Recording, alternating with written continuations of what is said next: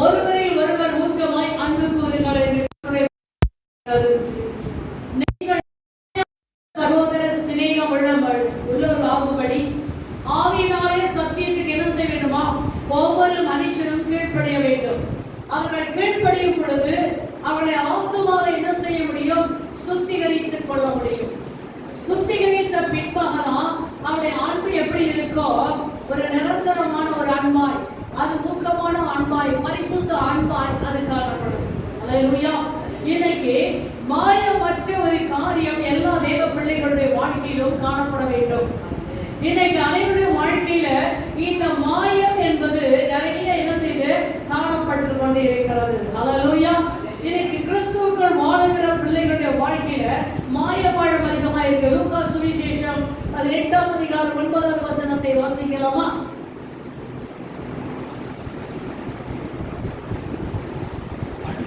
அன்றியும் தங்களை நீதிமான்கள் என்று நம்பி மற்றவர்களை அற்பமாய் எண்ணுகிற சிலரை குறித்து அவர் ஒரு உவமையை சொன்னார்.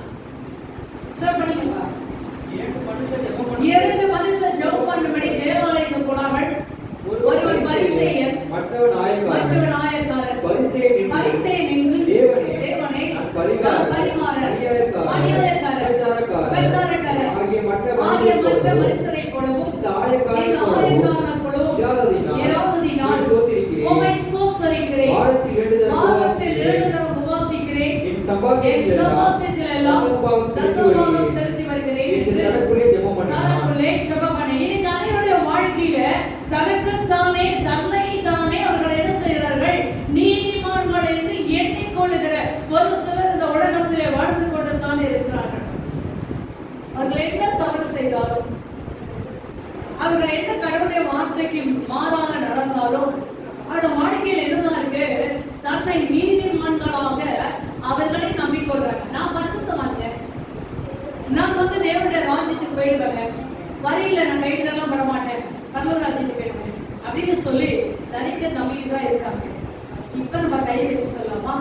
ஆண்டவரே, நான் எல்லா விதத்திலும் பரிசுத்தமா தான் இருக்கேன், நான் ஆண்டுடைய வருகைக்கு நான் ஆயத்தமா இருக்கேன், நான் தகுதியா இருக்கேன், என்னை கைவிட்டாதீங்க.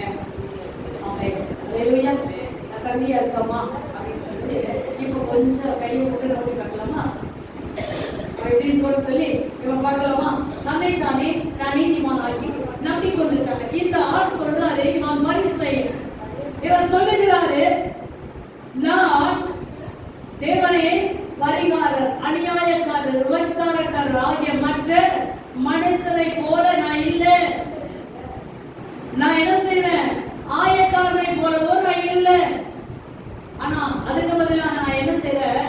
வாரத்துல 2 நாள் உபவாசம் பண்றேன், என் சம்பாத்தியத்துல நான் தசமம் செலுத்துறேன் என்று தனக்குள்ளே அவன் ஜெபம் பண்றான். அல்லேலூயா. இன்னைக்கு மாயம்னா இதாங்க மாயம். நீ பண்றது கர்த்தருக்கு தெரியாதது ஒன்றுமே இல்லை. ஆனால் இந்த பரிசேயர் எப்பொழுதுமே அவர்கள் என்ன செய்யறாங்க? நியாய பிரமாணத்துல என்ன சொல்லுதோ அதை செய்கிறபடினால் அவர்கள் என்ன செய்யறாங்க? நாங்க நீதிமான் என்று சொல்லி அவங்களே தன்னை குறித்து சொல்றாங்க. சரி, கர்த்தர் என்ன சொல்றாரு அப்படின்னு சொல்லி பார்க்கும் பொழுது மத்தேயு எழுதின சுவிசேஷம் 23ஆம் அதிகாரம் 23வது வசனத்தை வாசிக்கலாமா?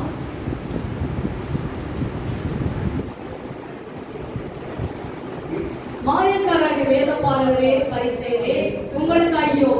நீங்கள் ஒற்றனாவிலும் வெந்தயத்திலும் சீரகத்திலும் தசமபாகம் செலுத்தி நியாய பிரமாணத்தில் கற்பிக்கிற விசேஷித்தவர்களாகிய நீதியையும் இரக்கத்தையும் விசுவாசத்தை விட்டுவிட்டீர்கள்.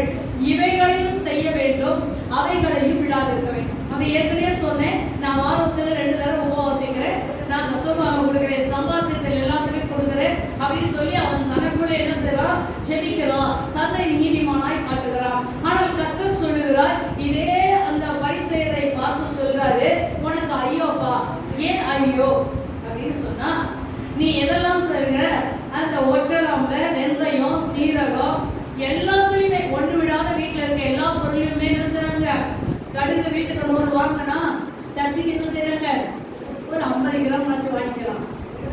வெந்தயம் ஒரு 100 வாங்கினா சர்ச்சைக்கு ஒரு 50 கிராம் வாங்கிக்கலாமா அப்படின்னு சொல்லி ஒவ்வொன்றிலையும் பார்த்து பார்த்து என்ன செய்றாங்க, அவர்கள் தங்கள் விளைச்சல், இங்க யாரும் விளைச்சல் பண்ணல, அதனால வாங்குறத சொல்றேன். அப்படி அவங்க தோட்டத்தில் விளையிற எல்லாவற்றிலுமே தசமபாகத்தை பிரித்து எடுத்து வைத்துவார்கள். 10 ஒன்றை என்ன செய்ய வேண்டும், கர்த்தருக்காய் கொடுக்க வேண்டும் என்று இந்த பரிசேயர் எடுத்து வைத்து கர்த்தருக்காக கொண்டு வந்து எல்லாவற்றிலுமே காணிக்கை கொடுப்பார்கள். சரிங்களா? அப்படி கொடுக்கும் பொழுது கர்த்தர் சொல்றாரு, நல்லதுதான்ப்பா நீ கொடுக்கிற, ஆனா அதுவும் எங்கதான் இருக்குது, நியாய பிரமாணத்துல தான் இருக்குது. இந்த தசமபாகம் கொடுக்கிற என்பது எங்க இருக்கு, நியாய பிரமாணத்துல கர்த்தர் தான் பெற்று தருகிறார். சரிங்களா? அதே சூழ்நிலை, அதே நியாய பிரமாணம் என்ன சொல்லுகிறது, நீதி செய்ய வேண்டும். அடுத்தது என்ன செய்ய வேண்டும், இரக்கமா இருக்கணும், என்ன செய்ய, அந்நியரை உபசரிக்கணும், ஏழைக்கு இறங்கணும் அப்படின்னு எல்லாமே என்னதான் இருக்கு, நியாய பிரமாணத்துல தான் இருக்கு. இவங்க என்ன செய்யறாங்க, சர்ச்சையில கொண்டு கொடுத்துட்டா கர்த்தர் நம்ம மேன்மையாய் நினைப்பாரு. அதெல்லாம் இந்த இறக்கம் செய்யறதோ, விசுவாசமோ, நீதி செய்யறதோ அதெல்லாம் செய்யலன்னா பிரச்சனையே இல்லை என்று சொல்லி அவர்கள் நினைத்து கொண்டிருக்காங்க. அதனாலதான் தன்னை நீதிமான் ஆக்குறாங்க. கர்த்தர் அவங்கள பார்த்து சொல்றாங்க, நான் என்ன செஞ்சு உனக்கு ஐயோ என்று கர்த்தர் சொல்லுகிறார். மாயக்காரர் என்று சொல்லுகிறார். நீ ஒண்ணு செய்து ஒண்ணு செய்யலன்னா நாம யாருங்க, மாயக்காரர். அல்லேலூயா. அதையும் செய்யணும், இதையும் என்ன செய்யக்கூடாது, விடாது இருக்கணும். அப்படி ரெண்டையும் செய்கிறவர்கள் தான் நீதிமானா இருக்க முடியும், கர்த்தருடைய சித்தத்தை செய்ய முடியும், கர்த்தருடைய வசனத்துக்கு என்ன செய்யணும், ஆவியில கீழ்ப்படுகிறவர்களா இருக்க முடியும். ஆனால் இவங்க மாயக்காரர் என்று சொல்ல காரணம், ஒண்ணு செய்யறாங்க, ஒண்ணு செய்ய. சரிங்களா? அடுத்தது என்ன செய்யறாங்க, 25வது வசனத்துல வாசிக்கலாமா? மாயக்காரராகிய வேதபாரகரை பரிசேயரே, உங்களுக்கு ஐயோ, போஜனபான பாத்திரங்களை வெளிப்புறத்தை சுத்தமாக்குகிறீர்கள், உட்புறத்திலோ கொள்ளையினாலும் அநீதத்தினாலும். இதை ஆண்டவருடைய வேதம் அழகாய் சொல்லுகிறது. நீங்க வெளிப்புறத்தை சுத்தமாக்குறீங்க, வெளியெல்லாம் பார்க்க எப்படிதான் இருக்கீங்க, பரிசுத்தமா இருக்கிறீங்க. நான் இன்னைக்கு காலையில என்ன செய்தேன், பாத்திரத்தை கழுவினேன், சுண்டலை வச்சு பாத்திரத்தை என்ன செய்தேன், குக்கரை கழுவுறது மேட்டு விளக்கிட்டேன். நான் உள்ளே விளக்கிட்டேன் நினைச்சிட்டு வச்சுட்டு எல்லா பாத்திரத்தையும் விளக்கிட்டு அதை கழுவ திருப்பி பார்க்கும் பொழுதுதான் தெரியுது அதுக்குள்ள எப்படி இருக்குது, அந்த சுண்டலை வச்ச காரியங்கள் அப்படியே இருக்கு. ஒரு வேலை இந்த பாத்திரம் பரவாயில்ல, வெளியெல்லாம் சுத்தமா விளக்கிட்டேன்னு சொல்லி அப்படி கழுவிட்டு எடுத்து வச்சா நம்ம யூஸ் பண்ண முடியுமா அப்படின்னு சொன்னா முடியவே முடியாது. இன்னைக்கு நிறைய பேருடைய வாழ்க்கையில என்ன செய்யறாங்க, வெளியே கர்த்தரை ஆராதிக்கிறாங்க, கர்த்தரை துதிக்கிறாங்க, தேவனை மகிமைப்படுத்துறாங்க. ஆனா அந்த பரிசேயர் கூட கர்த்தரை நல்லா துதிக்கிறாங்க, 2 தடவை உபவாசிக்கிறாங்க, ஆலயத்துக்கெல்லாம் சரியா போறாங்க, ஆலயத்துக்கு தவறுறதே கிடையாது, எல்லா சூழ்நிலையிலும் ஆலயத்துக்கு ஒழுங்காய் போகிறாங்க. ஆனா ஆக்கு சொல்றாரு, நீ ஆலயத்துக்கு சரியா வந்துடுறப்பா, நல்லா பைபிள் படிக்கிற, நல்ல பாட்டெல்லாம் பாரு, உண்மைதான், நீ ஆராதிக்கிற, நல்லதுதான், ஆனா உன் உள்ளத்துல என்ன இருக்கு, உன் உள்ள எப்படிப்பட்டதான் இருக்கிறது, கொள்ளையினால் நிறைந்திருக்கிறது, அநீதத்தினால் நிறைந்திருக்கிறது என்று கர்த்தர் சொல்லுகிறார். இன்னைக்கு உள்ள எப்படி இருக்கிறது என்பதை கர்த்தர் பார்க்கிறார். இன்னைக்கு நிறைய பேருடைய உள்ள எப்படி இல்லை, நல்லவே இல்லை. அல்லேலூயா. நான் மாயக்காரனே பரிசேயர் அவர்களே சொல்வது மாத்திரமல்ல, இன்னைக்கு கர்த்தர் நம்மையும் பார்த்து சொல்லுவார், நீ வெளியே நல்லதமா இருக்கு, அழகாதான் இருக்கு, யாருமே என்ன செய்ய முடியாது, குறை சொல்ல முடியாது. அந்த பிள்ளை பைபிள் எடுத்து எப்படி பைபிளை மார்போடு அணைத்து போது தெரியுமா, எப்படி செவிக்கும் தெரியுமா அப்படின்னு சொல்லி நம்ம அனைவரும் சொல்லலாம். ஆனால் அன்னைக்கு பரிசேயரை பார்த்து கர்த்தர் சொன்னாரு, உன் இருதயம் கொள்ளையினால் இருக்குது, அநீதினால் இருக்குது, திருட்டுத்தனம் இருக்கு, பொய் இருக்கு, ஏமாத்து இருக்கு, மற்றவருடைய சொத்தை அபகரிக்கணுன்ற காரியம் இருக்கு, இந்த உள்ளெல்லாம் என்ன செய்யுது, அநீதினால் நிறைந்திருக்கிறார். இன்னைக்கு மாயக்காரரே என்று சொல்லி நம்ம என்ன செய்யக்கூடாது, மாயமற்றவர்களாய் நாம் இருக்க வேண்டும் என்று வேதம் சொல்கிறது. இன்னைக்கு நம்முடைய வாழ்க்கையும் அவர்களையும் நாம் ஒப்பிட்டு பார்க்க வேண்டியது அவசியமா இருக்கிறது. 27ஆம் வசனம், மாயக்காரராகிய வேதபாரகரை பரிசேயரே, உங்களுக்கு ஐயோ, வெள்ளையடிக்கப்பட்ட கல்லறைகளுக்கு ஒப்பாய் இருக்கிறீர்கள், புறம்பே அலங்காரமாய் காணப்படும், உள்ளேயோ எலும்புகளினாலும் சகல அசுத்தத்தினாலும் நிறைந்திருக்கும். அப்படியே நீங்களும் மனுஷனுக்கு நீதிமான்கள் என்று புறம்பே காணப்படுகிறீர்கள், உள்ளத்திலோ மாயத்தினாலும் அக்கிரமத்தினாலும் நிறைந்திருக்கிறது.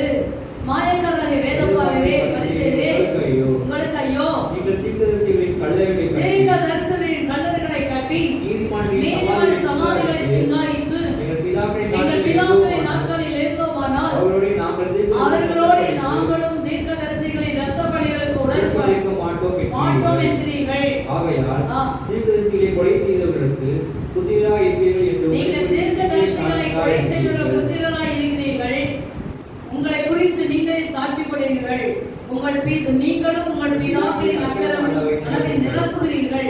சர்வங்களே, பெரிய பாம்பு குட்டிகளே, நரகாக்கிற்கு தப்பித்துக் கொள்வீர்களோ என்று கர்த்தர் சொல்கிறார். இன்னைக்கு வெளிப்புறத்துல எல்லாருமே நல்லாதான் இருக்காங்க. ஆனா இவங்க சொல்றது உள்ளத்துல என்ன இருக்குது? செத்தவருடைய எழுப்பெல்லாம் இருக்குது. நல்லாவே இல்லை. இன்னைக்கு பார்க்க நல்லா இருக்காங்க, நல்ல ஆவியில நடங்கி செவித்து எல்லாம் செய்வாங்க. ஆனா அவங்க உள்ளத்தை கர்த்தர் பார்க்கிறார். உள்ளும் புறமுமாய் கர்த்தர் பார்க்கிறவர். மனுஷன் முகத்தை பார்ப்போம், என் கர்த்தர் யாரு பார்ப்பாரு? இருதயத்தை பார்க்கிறார். அப்ப நம்முடைய உள்ளம் தான் ஆண்டவருக்கு முக்கியம் வழிய உங்க வெளிப்புறம் முக்கியமே கிடையாது. இன்னைக்கு இந்த மாதத்திலே உங்களுக்கு மாயமற்றவர்களாய் நாம் இருக்க வேண்டும் என்று கர்த்தர் சொல்கிறார். மாயமற்றவர்களாய் இருக்க வேண்டும். ஒருவேளை நம்முடைய வெளிப்புறம் நல்லா இருக்கு, உள்ள நல்லா இருக்கு. இன்னொரு காரியத்தை சொல்றாங்க, நாங்க எங்க பிதாக்களின் நாட்கள் இருந்தாங்கன்னா தீர்க்கதரிசிகள் ரத்தப்படிகளுக்கு நீங்களா இருக்கோமே அப்படின்னு சொல்றாங்க. ஆனா ஆண்டு சொல்றாரு, நீங்க எல்லாம் என்ன செய்றீங்க? அவர்களுடைய பிள்ளைகள் தான்ப்பா, நீங்க ஒன்றும் சாதாரண ஆள் இல்ல. நீங்களும் என்ன செய்றீங்க? நீங்க அப்படிப்பட்டவங்களுக்கு சாட்சியை தான் வாழ்றீங்களுடைய உங்களோட வாழ்க்கையில் எந்தவித மாற்றம் இல்லை. ரட்சிக்கப்படுவதற்கு முன்பாக இருந்த அதே வாழ்க்கை தான் இன்னைக்கு ரட்சிக்கப்பட்ட பின்பாக அனைத்து தேவனுடைய பிள்ளைகளுடைய வாழ்க்கையில இருந்து கொண்டிருக்கிறது. அல்லது ரட்சிக்கப்பட்ட பின்பாக இன்னைக்கு கர்த்தருடைய வசனம் ஒரு மனுஷனை பரிசுத்தமாக்கி இருக்கிறதா, தகுதிப்படுத்தி இருக்கிறதா அப்படின்னு சொல்லி பார்த்தா அது என்ன செய்து? கம்மியா தான் இருக்கிறது. இன்னைக்கு நம்முடைய வாழ்க்கையை கர்த்தருக்கு முன்பாக நிறுத்தி பார்ப்போம்.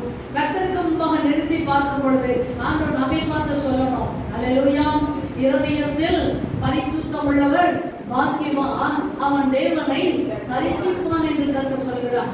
அப்ப இருதயம் எப்படிப்பட்டதா இருக்கிறது? நாம் என்ன செய்றோம்? அவங்களுக்கு பிள்ளைகளாய் வாழ்ந்து கொண்டிருக்கிறோம் என்று சொல்லி வேதம் சொல்லுது, நீங்களும் உங்கள் பிதாக்களின் அக்கிரமத்தை நிறைவாக்கி கொண்டிருக்குங்க. இன்னைக்கு ஒருத்தர் தப்பு செய்வார்களானால் அவங்களுக்கு சப்போர்ட் பண்ணி எல்லாம் பேசாதீங்க. அது சரியாய் அவன் செய்தானா அதை சரி என்று சொல்லுங்கள். அவன் தப்பு பண்ணியிருந்தா அதை தப்புன்னு சொல்லி என்ன செய்யுங்க? அதை சரிப்படுத்தி கொள்ளுங்கள். ஆனால் முகஸ்துதிக்காக தப்ப ரைட் ஆக்கி மாத்திரம் காட்டிடாதீங்க. கர்த்தர் நம்மை பார்த்து சொல்றார், நீ அவனுக்கு தோழனா இருக்கிற, உன் அக்கிரமத்தை என்ன செய்ற? பிதாக்களின் அக்கிரமத்தை நிறைவாக்குறவளா இருக்கிறேன் என்று சொல்லிடக்கூடாது. இன்னைக்கு கர்த்தர் விரும்புகிற ஒரு காரியம் தேவனுடைய பிள்ளைகள் வாழ்க்கையில மாயமற்றவளா இருக்க வேண்டும் என்று கர்த்தர் விரும்புகிறார். அல்லேலூயா. இன்னைக்கு மாயமற்ற அந்த காரியம் எப்படி இருக்க வேண்டும் என்று சொல்லி ரோமருக்கு எழுதினது மார்க்கு 12ஆம் அதிகாரம், ரோமரில் மார்க்கு 12 படிங்கப்பா.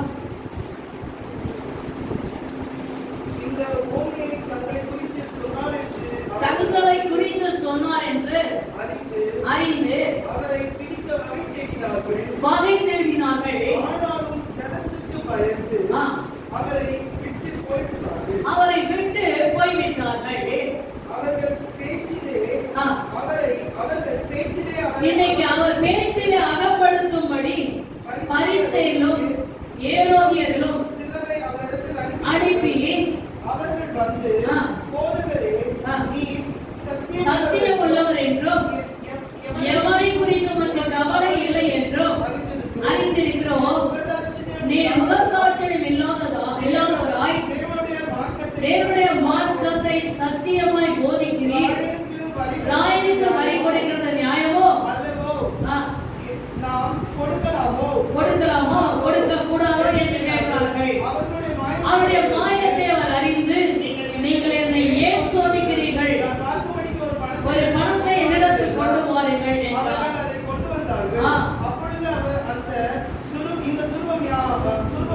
இந்த சுருவமும் மேல் எழுத்தும் யாருடையது என்று கேட்டார். ராயனுடையது என்றார்கள். அதற்கு இயேசு, ராயனுடையதை ராயனுக்கும் தேவனுடைய தேவனுக்கும் செலுத்துங்கள் என்றார். அவர்கள் அதை குறித்து கர்த்தர்கிட்ட போய் இந்த பரிசேயர் என்ன செய்றாங்க? எப்படியாவது அவரை குற்றம் கண்டுபிடிக்க வேண்டும், அவரை குற்றம் சொல்லி எப்படியாவது அவர் என்ன செய்ய வேண்டும்? சிலுவையில் அறையணும், அவரை மரணத்துக்கு ஒப்பு கொடுக்க வேண்டும் என்று சொல்லி அவனுடைய ரொம்ப பிளான். எங்க இயேசு போனாரோ அவங்க பின்னாடியே போவாங்க. ஆனால் இது குற்றம் கண்டுபிடிக்கிறது யார் என்று சொன்னால் பரிசேயர், ஏரோதியர் அப்படின்னு சொல்லி வேதம் சொல்லுகிறது.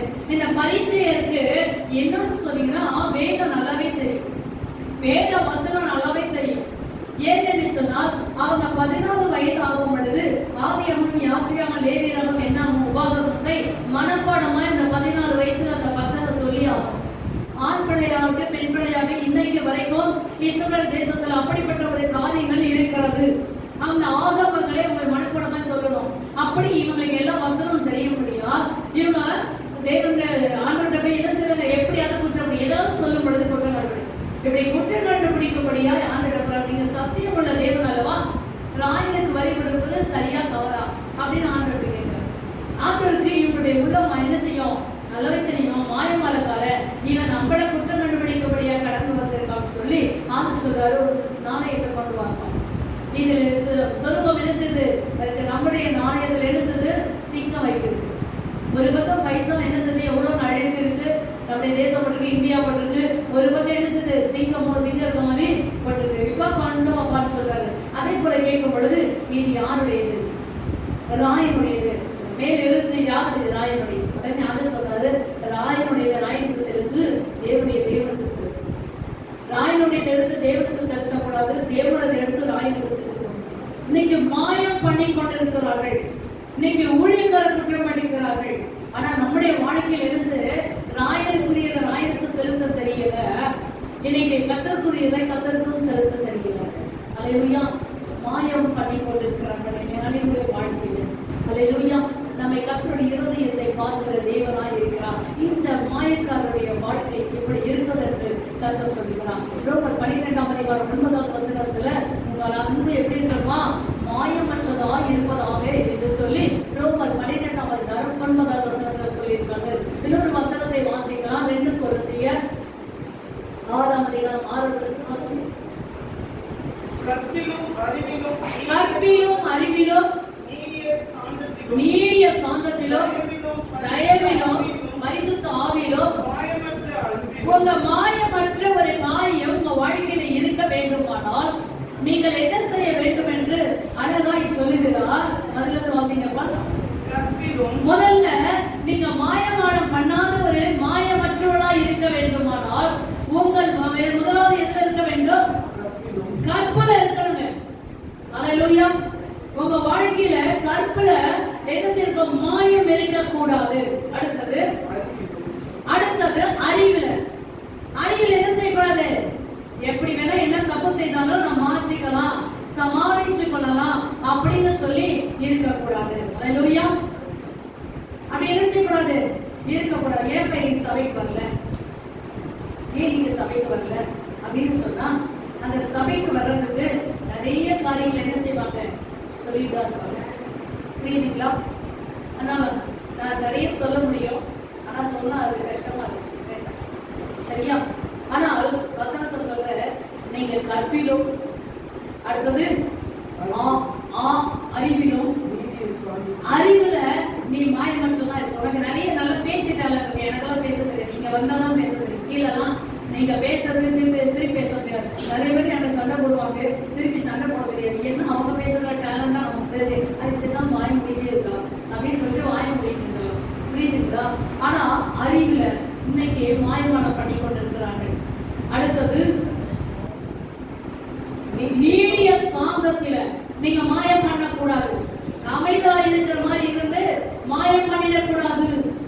நீடிய சாந்தத்திலும் தயவிலும் பரிசுத்த ஆவியிலும் மாயமற்ற அன்பிலும் சத்திய வசனத்திலும் திவ்ய பலத்திலும் நீதியாகிய வலது இடது பக்கத்திலும் தரித்திருக்கிறீங்க. இன்னைக்கு மாயம் எதுல பண்றாங்க, பரிசுத்த ஆவியில நிரம்புது போல நிரம்பி கூட என்ன செய்றாங்க, மாயமாலம் பண்றாங்க. இங்க நமக்கு சபை ஆராதனை இருக்கு.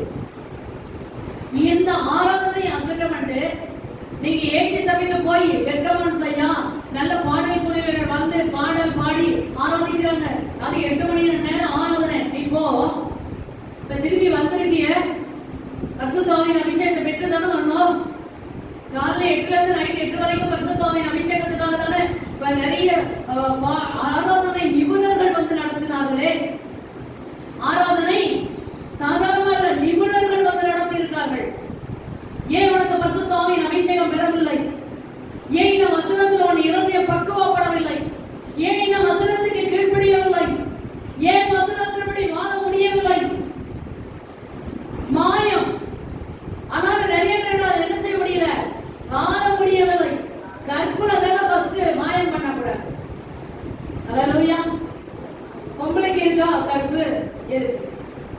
ஆம்பளைக்கும் கர்ப்பம் இருக்கா? இருக்கு. ஆனா இவங்க என்ன வேணா செய்து தப்பிச்சுக்கலாம், பொம்பளை தப்பிக்க முடியாது. அதான் ஒரு பெரிய காரியம். ஆனா ஆண்களுக்கு இருப்பாங்க, எல்லாருமே ஒன்றுதான், சம்மதம். கர்த்தர் என்ன செய்வாரு? இவங்களுக்கு ஒரு நியாயம், அவங்களுக்கு ஒரு நியாயம் கிடையவே கிடையாது. நம்ம சத்தியத்துக்கு என்ன செய்ய வேண்டும்? கீழ்ப்படிய வேண்டும், மாயம் பண்ணக்கூடாது. அடுத்தது 1 தெசலோனிக்கர் 1ஆம் அதிகாரம் 5ஆம் வசனம். 1 தெசலோனிக்கர் 1:5 வசீங்க, சீக்கிரம் வாசிக்கலாம்.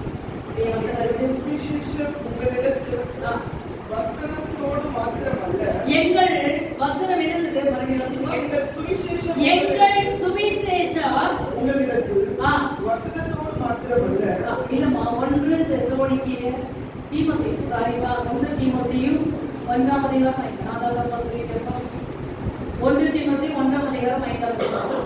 கற்பனையின் பொருள் என்னவெனில், சுத்த இருதயத்திலும் நல் மனசாட்சியிலும் மாயமற்ற விசுவாசத்திலும் பிறக்கும் அன்பே அப்படி சொல்லியிருக்கிறது. நம்முடைய வாழ்க்கையில கர்த்தர் விரும்புகிறது சுத்த இருதயத்திலும் நல் மனசாட்சியிலும் மாயமற்ற விசுவாசத்திலும் நாம் என்ன செய்யணும்? பிறக்கிற ஒரு அன்பாய் இருக்க வேண்டும் என்று கர்த்தருடைய வேதம் சொல்கிறது. நம்முடைய இருதயம் எப்படி இருக்க வேண்டும்? சுத்தமாய் இருக்க வேண்டும். நல்ல மனசாட்சி நம்முடைய வாழ்க்கையில் இருக்க வேண்டும். அந்த மாயமற்ற விசுவாசத்துல பிறக்கிறது அன்பு. அல்லேலூயா. நான் உன்னை லவ் பண்றேன்னு சொல்றதெல்லாம் பெரிய காரியம் அல்ல. அது எதை பார்த்து லவ் பண்றாங்க அப்படின்னு சொன்னா, அவங்களுடைய அழகை பார்த்து, அல்லது அவங்க பேச்சை பார்த்து, அல்லது அவங்க பணத்தை பார்த்து, அல்லது அவங்க சொத்தை பார்த்து என்ன செய்யறாங்க, அல்லது அவங்க ஸ்டைலை பார்த்து, அல்லது அவங்க முடி வீக்கமா இருக்கிறத பார்த்து, எதையாவது ஒண்ணு அவங்க மனசுல திறந்தனாலதான் அவங்கள பார்த்து நான் உன்னை என்ன செய்யறேன்? லவ் பண்றேன், உன்னை நான் விரும்புறேன். அவ என் பார்வைக்கு சிம்சோன் போல் என்ன செய்யறாங்க? நிறைய பேர் சொல்றாங்க சிம்சோனை போல. சிம்சோன் என்ன சொல்றான்? பெலிஸ்திய பெண்ணை காட்டு, இவள் என் கண்களுக்கு பிரியமானவள், ரொம்ப அழகா இருக்கா. அழகாதான் இருப்பாங்க. நீ லவ் பண்ணது எதை பார்த்து? அவருடைய அழகு அவ்வளவு அழகா அந்த பொண்ணு, பெலிஸ்திய பொண்ணா இருந்தாலும் ரொம்ப அழகுள்ளவர். திருமணம் பண்ணன பின்பாக அதை அவன் விட்டுட்டு போயிடும். அவன் கோச்சிட்டு அவங்க வேற ஒருத்திக்கு திருமணம். அவ்வளவு கண்ணில் அவன் தங்கச்சி அழகா இருக்கா, ஆனா அவனால ஏற்றுக்கொள்ள முடியல. ஒரு பெரிய யுத்தம் நடக்காது, வேற விஷயம். ஆனால் இன்னைக்கு அன்பு என்பது வெளிப்புறமாய் பார்க்கிற ஒரு காரியத்தை பார்த்துத்தான் அன்பு செலுத்துவார்கள். ஆனால் வேதமோ கர்த்தரோ உள்ளான இருதயத்தை பார்த்துதான் நம்முடைய வாழ்க்கையிலே அன்பு செலுத்துகிறவராய் காணப்படுகிறார். இன்னைக்கு உன்னுடைய உள்ளான இருதயம் மாயமற்றதாய் இருக்கிறதா? கர்த்தருடைய பார்வையில நாம் மாயமற்றவர்களாய் இருக்கிறோமா, இல்ல மாயமானவர்களாய் இருக்கிறோமா என்பதை நாம் யோசிக்க வேண்டியது அவசியமாய் இருக்கிறது. அல்லேலூயா. அதனால இன்னைக்கு நம்முடைய வாழ்க்கை எப்படி இருக்கிறது கொஞ்சம் பார்த்துக் கொள்வோம். கர்த்தரை ஆசீர்வதிப்பாராக. இன்னைக்கு சத்தியத்துக்கு நாம் என்ன செய்ய வேண்டும்? ஆவியினாலே கீழ்ப்படிய வேண்டும். ஒரு மனுஷனுக்குள்ளாக பரிசுத்த ஆவியானவர் இருப்பாரானால் அந்த மனுஷன் சத்திய வசனத்துக்கு கீழ்ப்படிய வேண்டும். பரிசுத்த ஆவியானவர் அவனுடைய இருதயத்தில் இல்லை என்றால், அவனுடைய வாழ்க்கையில இல்லை என்று சொன்னால், அவனால் சத்திய வசனத்துக்கு கீழ்ப்படியவே முடியாது. அவன் முரட்டாட்டம் உள்ளவனாய்த்தான் இருப்பான் என்று வேதம் சொல்கிறது. வாசிக்கலாமா? 1 யோவான் 3ஆம் அதிகாரம் 24வது வசனத்தை வாசிக்கலாம். 1 யோவான் 3ஆம் அதிகாரம் 24வது வசனம். அவருடைய கட்டளையை கைக்கொள்ளுகிறவன், அவருடைய கற்பனைகளை கைக்கொள்ளுகிறவர் அவரில் நிலைத்திருக்கிறான். அவரும் அவரில் நிலைத்திருக்கிறார். அவர் நம்மில் நிலைத்திருக்கிறதை அவர் நமக்கு தந்தலின் ஆவினாலே அறிந்திருக்கிறோம். இன்னைக்கு பரிசுத்த ஆவி ஒரு மனுஷனுக்குள்ளாக இருப்பார் என்றால் அவர்கள் கர்த்தருடைய கட்டளைகளை நிச்சயமாய் கைக்கொள்வார்கள். மாயக்காரராகிய பரிசேயரை போல ஒரு வாழ்க்கையில் இருக்க மாட்டார்கள். அவர்கள் எப்பொழுதுமே கர்த்தருடைய கட்டளை கைக்கொள்ளுவராய் இருப்பார்கள். கர்த்தருடைய கட்டளை கைக்கொள்ளும் பொழுது கர்த்தருக்குள்ளாக அவர்கள் நிலைத்திருப்பார்கள். அவர்கள் நிலைத்திருக்கிறார்கள் என்பதை எதனால் அறிந்து கொள்ள முடியும்? அவர்களுக்குள்ள பரிசுத்த ஆவியானவர் இருக்கிறபடினால்தான் வசனத்தை தெளிவாய் கேட்பார்கள். வசனத்தை கேட்பது மாத்திரமல்ல, அதை இருதயத்தை கொண்டு போவார்கள். இருதயத்தை கொண்டு போகும் பொழுது அவர்கள் தன் வாழ்க்கையிலே நடைமுறையிலே கொண்டு வருவார்கள் என்பதை வேதம் தெளிவாய் சொல்கிறது. அல்லேலூயா. ஆனா கர்த்தரும் பார்க்கிறாரு. எரேமியா 5ஆம் அதிகாரம் 1-3 வசனத்தை வாசிக்கலாமா?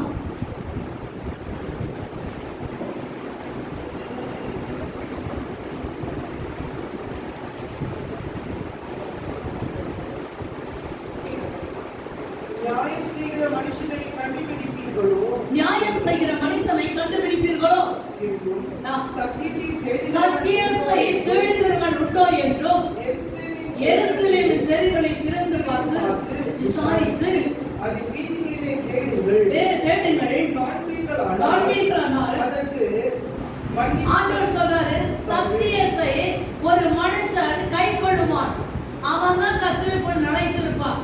அவன் பரிசுத்த ஆவியை பெற்றனாலதான் கர்த்தருக்குள்ளாக வசனத்தை கை கொண்டு அதில் வைத்திருக்கிறான்.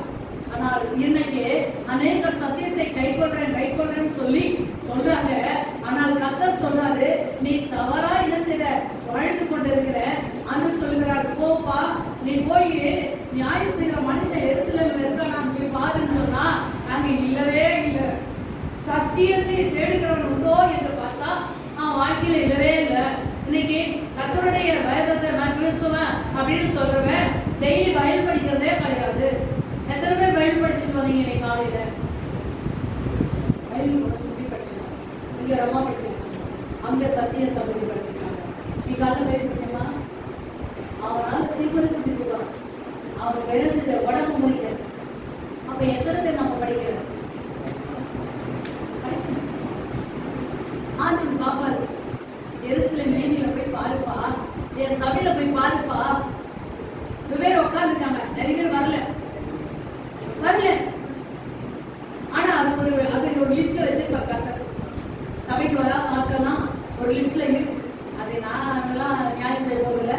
கர்த்தர் அதுக்கேற்ற ஒரு காரியங்களை அவர் செய்யணும். ஆனா சத்தியத்தை தேடுகிற அந்த எருசலேம்ல, சத்தியத்தை நாட்டப்படுகிற எருசலேம்ல, அந்த எருசலேமில் ஆண்டவர் வாழ்கிற அந்த தேவ ஆலயம் இருக்கிற அந்த இடத்துல சத்தியத்தை தேடுகிறோம் உண்டோ என்று எருசலேமின் தெருக்களை தெரிந்துவா விசாரித்து அதுல என்ன செய்து தேடுங்க காண்பீர்களா, அதுக்கு மன்னிப்பு தருவ. இன்னைக்கு கர்த்தருடைய வேதத்தை தேடுகிறவர்கள், சத்தியத்தை கீழ்ப்படுகிறவர்கள் யார்? உனக்குள்ள பரிசுத்த ஆவியான இருப்பாரா?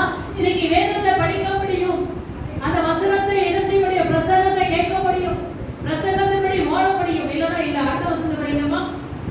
அவர்கள் கர்த்தருடைய ஜீவனை கொண்டு சொல்லுகிறோம் என்றாலும் பொய்யான. இன்னைக்கு நிறைய பேர் கர்த்தருடைய ஆணை கொண்டு சொல்கிறேன் என்று சொன்னாலும் பொய்யான இருக்கிறார்களே. கர்த்தாவே உம்முடைய கண்கள் சத்தியத்தை ஆண்டுடைய கண்கள் எதைதான் பார்க்கும்? உன் மேலான அழகை பார்க்காது, நிறைவை பார்க்காது, உன் அந்தஸ்தை பார்க்காது, வசதியை பார்க்காது, உன் காது சின்னன்னு பார்க்காது. அல்லேலூயா. அதுக்கு பதிலா எதைதான் பார்க்கும்? உனக்குள்ள கர்த்தருடைய வசனம் எவ்வளவு இருக்கிறது, அந்த வசனம் உனக்குள்ள எவ்வளவு கிரியை செய்கிறது, அந்த வசனத்தை எப்படி ஏற்றுக்கொள்கிறோம், அந்த வசனத்துக்கு எப்படி தன்னை ஒப்பு கொடுக்கிறோம் என்பதை கர்த்தருடைய கண்கள் நோக்கி கொண்டிருக்கிறோம். கர்த்தாவே உம்முடைய கண்கள் சத்தியத்தை அதவா நோக்குகிறது. அல்லேலூயா.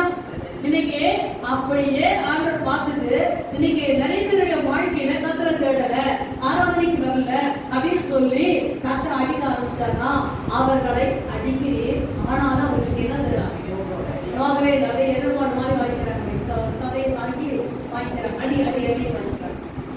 அவர்களை நிர்மூலமாக்குறேன், ரொம்ப அடிக்கிறார். அப்ப கூட அவங்க வரல, ஆனாலும் புத்தியை ஏற்றுக்கொள்ள மாட்டோம் என்கிறார்கள். ஆனாலும் என்ன செய்ய, நிறைய பேருடைய வாழ்க்கையில என்ன அடிச்சாலும் என்ன இது பண்ணாலும் நிர்மூலமாக்குறாலும் நாங்க ஏற்றுக்கொள்ளவே மாட்டோம் என்கிறார்கள். தங்கள் முகத்தை கண்மலையை பார்க்கல கெட்டியாய் என்ன செய்ய திரும்ப மாட்டோம். இன்னைக்கு நிறைய பேருடைய வாழ்க்கையில இப்படி நாங்கள் வாழ்ந்து கொண்டிருக்க, இதெல்லாம் மாயம் என்று அவர் சொல்றாங்க. நீங்க சத்தியத்தை கீழ்ப்படுகிற என்ன அடிச்சாலும் நான் சொல்றேன், கொஞ்சம் அடிக்கக்கூடிய தெரிஞ்சுடுங்க. ஜபாவுடைய அம்மா இவங்களை சில சின்ன பிள்ளையாருக்குள்ள சில காரியங்கள் தவறு பண்ணும் பொழுது அடிக்கலாம். ஆனா ஒரு டைம் அடிக்கிற அடியில நாங்க அதை மாத்திடுவோம். அதுக்கு மேல திரும்ப என்ன செய்ய மாட்டோம், அந்த காரியத்தை நான் செய்ததே கிடையாது, நான் செய்ததில்லை. நீங்க சின்ன அப்படி தெரியல அடி அவளுக்கு நாங்க அடி வாங்கிட்டாரு. ஏன்னா அவள் என்னெல்லாம் தப்பு பண்ணாலும் அதெல்லாம் கொஞ்சம் சொல்லி கொடுத்து அவளை அடி வாங்கி வைக்கிறது எனக்கு ரொம்ப சந்தோஷமா இருக்கும். ஏன்னா அவன் வாங்கி தின்னுவா பார்த்தீங்களா, அதுல எனக்கு கொஞ்சம் தரமாட்டான், அதுக்காக மாட்டி கொடுக்குறேன்னு சொல்லி அவ செய்யற தவறெல்லாம் சொல்லி கொடுத்து வீட்டில் அடி வாங்க வைக்கணும். அதனால எனக்கு ரொம்ப சந்தோஷம். ஏன்னா பழிக்கு பழி வாங்கணும் அப்படின்றது அப்ப சின்ன வயசுல இருந்து புரியுதா. இப்பெல்லாம் இல்லை, கொடுத்தாங்க. ஆனா அது ஒரு தவறு செய்யப்படுறாரு. இன்னைக்கு ஆட்டை அடிக்கிறாரு, நொறுக்கிறாரு, எதுவுமே அவங்க கேட்க முடியும். கவலைப்படாதீங்க. பிரவீன் ஃபர்ஸ்ட் வாரம் ஊருக்கு போயிட்டான், ஞாயிற்றுக்கிழமை மாறாத பொண்ணு அம்மையோட கூப்பிட்டு வந்தான். இன்னொரு என்ன செய்த வாரம் போயிட்டு இன்னொரு வாரம் ஞாயிற்றுக்கிழமை ஆராதனை போயிட்ட நேற்று வந்து சொல்லிட்டாங்க நேரம். அடுத்து கொண்டாடி அம்மையோட கூப்பிட்டு வரான். நான் சொல்லிட்டேன், ஆராதனை அசட்டை பண்ணிட்டு போற நேரம்னா உனக்கு பிரச்சனை தானே வருது, உனக்கு பிரச்சனை தான் வருது. மாத்திக்க மரியாதையா மாத்திக்கொண்டு என்று சொல்லிதான் அடிச்சேன். ஆனாலும் இன்னைக்கு ஆராதனைக்கு வரலாம். யாரு என்ன அடிச்சாலும் தங்களை மாத்திக்க தெரியல, தங்க முகத்தை கெட்டியா வச்சுக்கிறாங்க, முதுகா காட்டுறாங்க. இந்த பாருங்க, கத்துட்டெல்லாம் விளையாடாதீங்க. நம்முடைய இருதயத்தை தான் இன்னைக்கு மாயமற்ற சகோதர சிநேகமுள்ளவர்களாய் கர்த்தருடைய சத்தியத்திற்கு கீழ்ப்படிங்க. அதுதான் நான் சொல்ல வரேன். இன்னைக்கு நம்மளுடைய இஷ்டத்துக்கு நம்ம வாழணும்னு சொல்லி வாழாதீங்க. கர்த்தருடைய திட்டத்துக்கு ஒப்பு கொடுத்து வாழுங்க. ஒரு வசனத்தை படிங்க, சகரியா 8:14 வசனத்தை வாசிக்கலாமா? சகரியா 8:14 வசனம். சில காரியங்கள் என்னவென்றால், அவனவன் பிறனோடே உண்மையை பேசுங்கள். அவனவனோட பிறனோட என்ன செய்யுங்க? உண்மையை பேசுங்கள். உங்கள் வசனங்களில் சத்தியத்துக்கும் சமாதானத்துக்கும் ஏற்ற நியாயம் தீருங்கள். ஆண்டவருடைய வசனம் சொல்லுது, நீங்கள் செய்ய வேண்டிய காரியங்கள் என்னவென்றால் அவனவன் பிறனோட என்ன செய்ய வேண்டும்? உண்மையை பேசுங்க. உங்கள் மனசில் சத்தியத்துக்கும் சமாதானத்துக்கும் ஏற்ற நியாயம் தீருங்கள். ஒருவனும் பிறனுக்கு விரோதமாய் தன் இருதயத்தை தீங்கு நினையாமலோ பொய்யானை மேல் பிரியப்படாமலோ இருங்கள். இவைகள் எல்லாம் நான் வெறுக்கிற காரியம் என்று கர்த்தர் சொல்கிறான். எதை எடுத்தாலும் பொய், எதை எடுத்தாலும் பொய். எனக்கு பொய் பேசுறதே எனக்கு ஏதோ தவிர்க்க முடியாத ஒரு காரியத்துக்கு நீங்க ஒரு பொய் சொல்லிட்டா கூட ஆண்டவரே மன்னிப்பு கேட்கும். ஆனா எல்லா காரியத்துக்கும் நீங்க பொய் சொல்லாதீங்க. தயவு செய்து நீ பைபிள் எடுக்கிறதுக்கே தகுதி இல்லாத வசனத்தை கேட்கறதுக்கு உங்களை ஆண்டு ரட்சித்தாலே அதுக்கே நீங்க தகுதி இழந்து போயிடுங்க. தயவு செய்து எல்லாத்துக்கும் போய் சொல்லிக்க மாட்டேங்க. 90க்கும் போய் சொல்லு. ஆண்டு சொல்றாரு, ஆண்டு நான் வெறுக்கிறேன், அந்த காரியெல்லாம் எனக்கு பிடிக்கல, பொய்யான எழுதலாம் எனக்கு பிடிக்கல. நான் சொல்றேன், நீ சத்தியத்துக்கு கீழ்ப்படுகிற பிள்ளைகள் வாழ்க்கையில மாயம் என்பது இருக்கவே இருக்காது என்று சொல்லி வேதம் சொல்லுகிறது. இன்னைக்கு ஒரு சில காரியத்தை மாத்திரம் உங்களுக்கு சொல்லுகிறேன். நான் சீக்கிரம் முடிக்க போகிறேன்.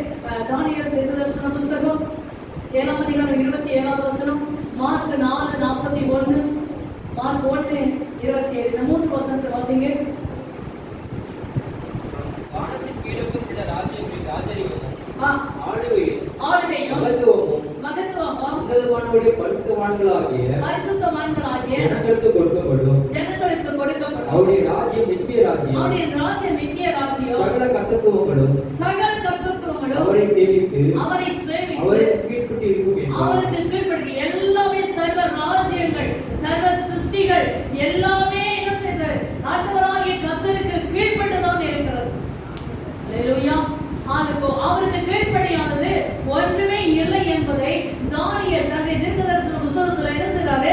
எழுதுகிறாரு. தரிசனத்தை தான் நீங்க என்ன செய்றாரு? எழுதுகிறார். மார்க் 4:41 வசனம்.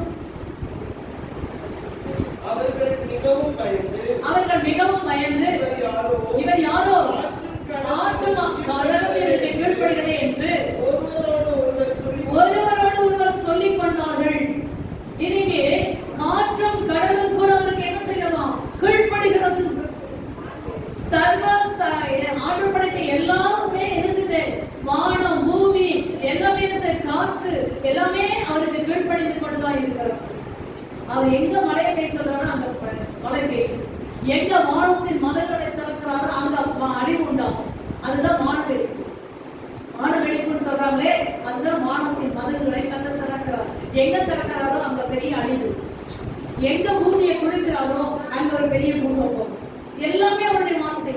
ஆண்டவர் காத்து கூட ஆண்டவர் பார்த்து சொன்னார், நீ இந்த இடத்துல போய் இப்படி வீசுன்னு சொன்னாதான் அது வீசுமா, இல்லாட்டி வீசாதான். எந்த காற்றுமே கடவுளுடைய அனுமதி இல்லாதபடி எந்த புயல் காற்றோ பெருங்காற்றோ கடுங்காற்றோ வரையில்லாதான்.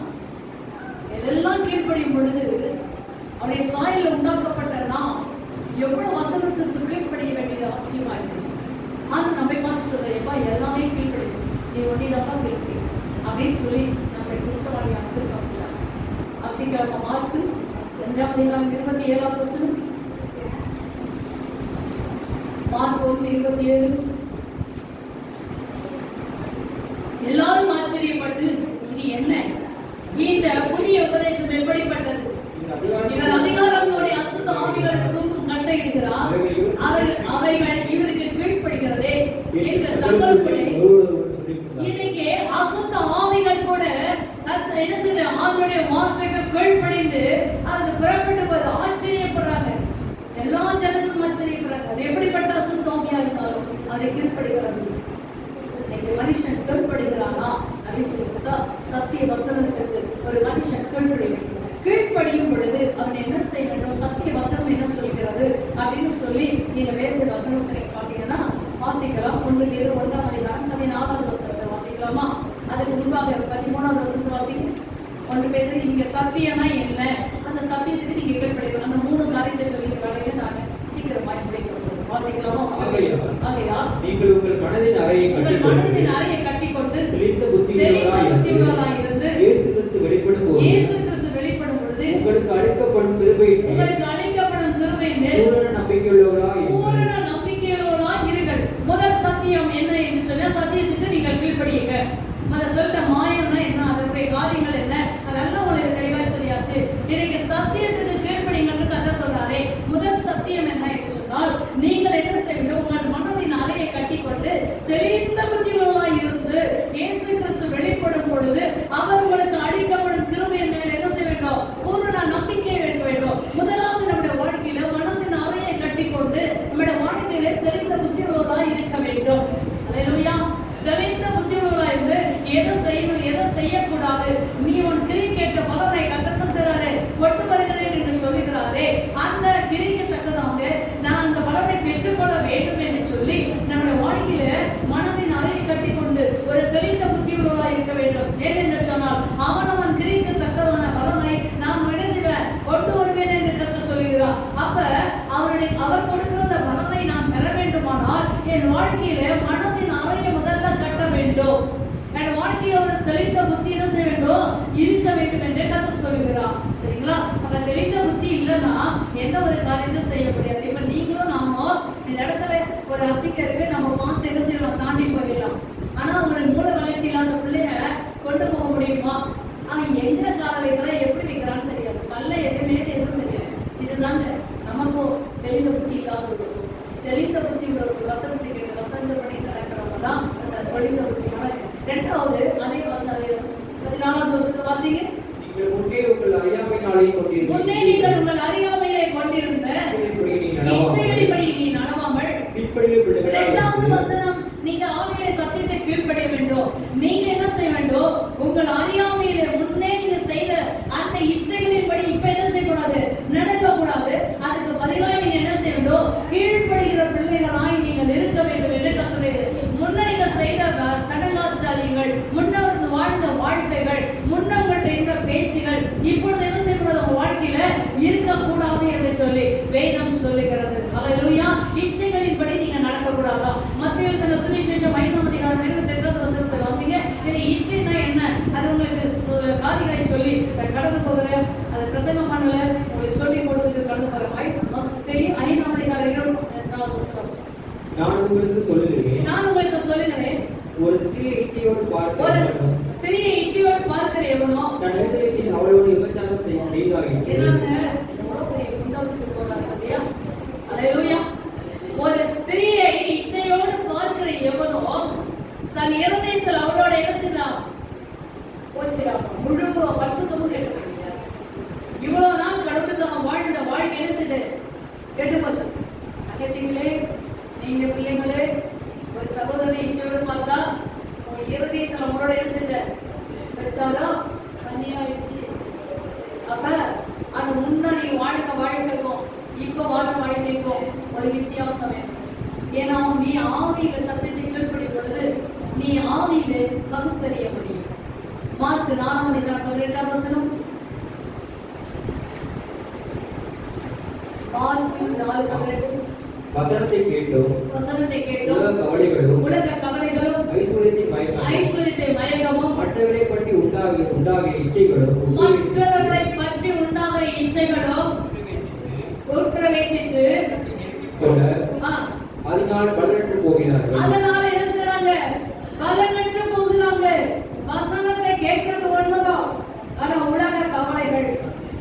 ஐஸ்வர்யத்தின் மயக்கம், மற்றவர்களை பற்றி உண்டாகிற இச்சை. மற்றவங்க வாழ்ற மாதிரி என்னால வாழ முடியல, மத்த வாழை பிள்ளைங்க இருக்க மாதிரி என்னால வாழ முடியும். எப்ப பார்த்தாலும் இது கண்டிஷன் அது கண்டிஷன், இங்க உட்காரு அங்க உட்காரு, இதை செய்ய அதை செய்யாத, செல்ல பார்க்காத, நோண்டாத, என்னதான் பாக்குற அப்படி சொல்லி என்ன செய்யறாங்க, எப்ப பார்த்தாலும் கேட்டுட்டே இருக்கீங்களே. இது நிறைய பேர் சொல்றாங்க. ஹல்லேலூயா.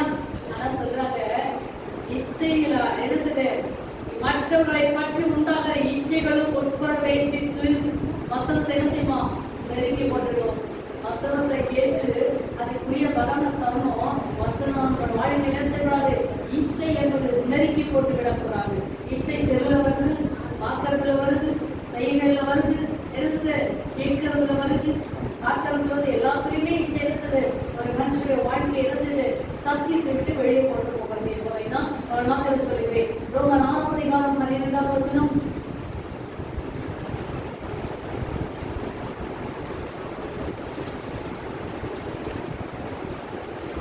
ஆகையால் நீங்கள் சரீர இச்சையின்படி கீழ்ப்படியத்தக்கதாக சாவுக்கு ஏதுவான உங்கள் சரீரத்தில் பாவம் ஆடாது சொல்லிட்டாரு.